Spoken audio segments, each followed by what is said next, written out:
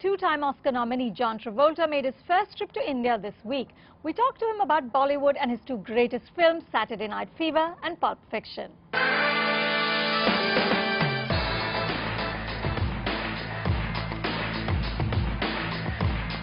I have with me John Travolta, the Breitling ambassador who's in India to receive the GQ Legend Award. John, GQ Legend, the name Travolta means high voltage. Is it ever a burden living up to all of this? Is it a burden? I don't ever feel like I have to live up to that.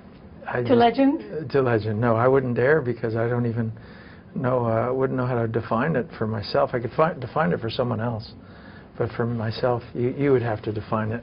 What about high voltage? High voltage, well, that's just the derivation of my origin of the name. So I like that, because I think that it's nice to give energy to a movie, and to give energy to interviews, and to give energy to life. So I like that idea. I'm more comfortable with high voltage than I am legend. Now, the Breitling ads identify your profession as pilot and your career as actor. Is there much similarity between acting and flying? Well, they both take study and concentration, and that's probably where they're most similar. Other than that, one is very introspective and one is very extroverting. So flying is extroverting and acting is introspective.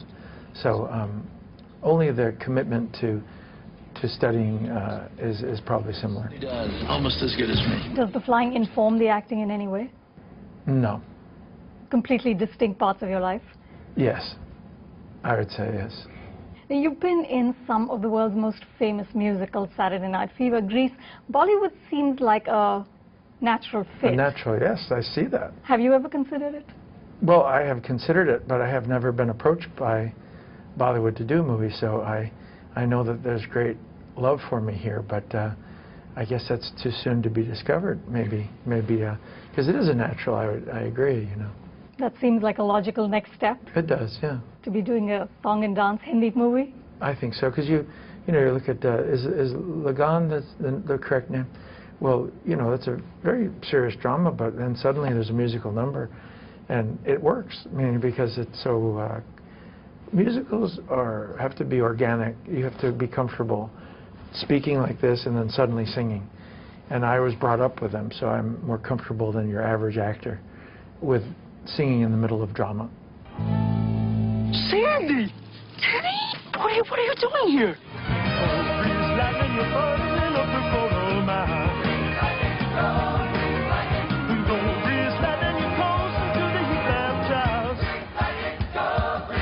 You are supreme, it's supreme, for Grease lightning. Is it true that when you were actually shooting Saturday Night Fever, you thought you were working on some small art house movie? Yes, that is true. I thought it was just would be an art house slice of life reflection of humanity in the suburbs of New York. That's all. So were you thrown by how big it became? Completely. I had no idea it would become a phenomenon and a worldwide hit like that. And where did that iconic pose come from?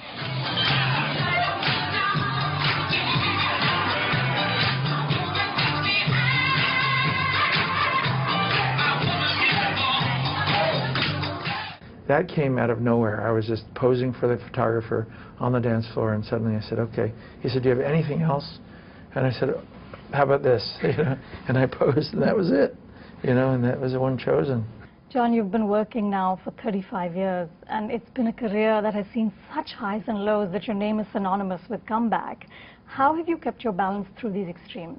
Well, I mean, I have a very strong family and a strong belief system, and I think those two things help you stabilize your life. That's really the truth. What do you love most about being an actor? I love the changing characters and challenging myself to play different roles, and the audience has been so generous. I mean, generous than they've been for any other actor. I mean, I'm able to play a woman, I'm able to play a president, I'm able to play an angel, I'm able to play a gangster, I'm able to play a lawyer, you name it. I've been allowed to play it. So I've been really very privileged And that's only something the audience can give you. You know, and studios have to support that too. And is it also true that Quentin Tarantino actually came to you with a vampire movie and Pulp Fiction was an afterthought? Yes, he came with me for the one that George Clooney did. Do you remember the name of that? Dusk Till Dawn or something like that. And I said, I'm not a big vampire person. He said, and he was so thrown. He said, really? I said, no, it's just not interesting to me. I said, the other one is more interesting to me that you talked about, you know, the Pulp Fiction thing. He said, yeah, but I've already cast it. I said, well, some other day we'll find. And then 6 months later, he changed his mind. He said, no, after meeting you, you are more right for Pulp Fiction than the vampire. So I'm gonna give you this one to do. And that's when he changed his casting ideas and put me in for Pulp Fiction. And he wouldn't do the movie without me, so that was... Did you have a sense while you were making that of what it would become? No. I thought it was, again, more like Reservoir Dogs. I thought it was a small art film. So my two most important movies in my career, which is Saturday Night Fever and Pulp Fiction, were thought of as little movies that became monsters. Do you know?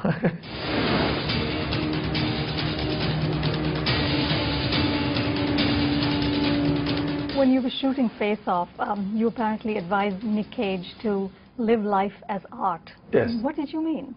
Well, because artists are very busy creating art, but they forget sometimes that art isn't everything you do. It's in the way you dress, it's in what you eat, it's in the cutlery and the glassware that you choose to drink, it's the bedding that you choose to sleep in, it's the design of a room, it's the watch that you wear. That's art to me, the choice of what you do and how you live life. And after all these years acting, being famous, what is the one immutable truth about showbiz that you have come to understand? Okay, I have a truth that is just coming to me now. But if you accept that you have committed to a career in an unstable business, you will never suffer. Meaning that if you just accept that you have chosen a business that by its nature has ups and downs, then you'll never suffer because you've accepted the game as it is. So that's probably the thing I've learned, is that if you want certainty and absoluteness, you know, be a stockbroker, or not stockbroker, be an accountant. But if you want an adventure in life and experience to portray humanity and take chances and all that, then becoming an actor, an artist, is a riskier life, but a more exciting life. And but you have to accept its unpredictability. And how do you deal with the lows? What is your method for actually... I fly airplanes. I do. I distract myself with other venues in life. You find a literal high to go to. Yes, because I have a whole other career in aviation, and it's a relief, or it's a respite, and I travel and I experience people, and that helps me in acting as well. But I think the best thing an actor could do is live life and experience, rub elbows with everybody, and then learn from them what humanity is. And then when you go to play it, you know what you're doing because you've observed it to be true. And finally, John, what are your first impressions of India? At the airport, it was a warm and loving welcome. But then I got to the hotel, and all the staffs of the hotels were involved with Breitling have been so gorgeous and lovely to me, and my family. I brought my family with me, so I guess the biggest impression has been the warmth so far, feeling invited and welcomed. Thank you so much. You're welcome.